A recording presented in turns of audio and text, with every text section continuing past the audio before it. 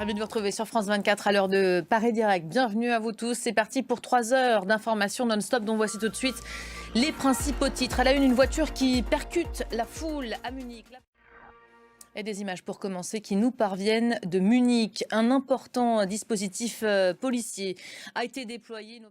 Eh bien, les faits se sont déroulés vers 10h30 ce matin dans le centre-ville de Munich, la capitale bavaroise qui se situe dans le sud de l'Allemagne.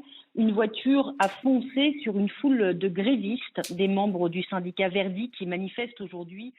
Merci beaucoup Anne Maillet pour le décryptage après donc ces derniers événements en la ville de Munich. Vous le disiez à l'instant, Donald Trump qui visiblement a avancé sur le terrain des négociations de paix avec ce coup de téléphone qui fait évidemment beaucoup parler et qui aura sûrement beaucoup de mal à passer côté ukrainien et côté européen. Le président américain s'est donc entretenu avec le président russe hier soir. Russes et Américains qui se sont mis d'accord pour négocier immédiatement sur le futur de l'Ukraine. C'est la première démarche diplomatique d'ampleur du chef de la Maison-Blanche sur ce dossier.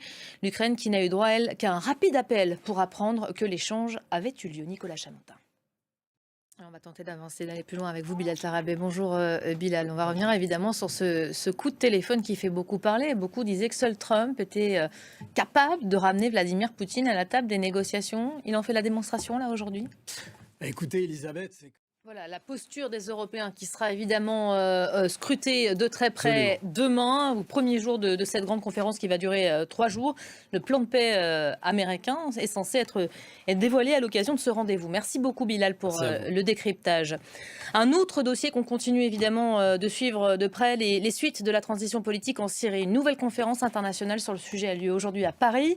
Le chef de la diplomatie syrienne va y prendre part.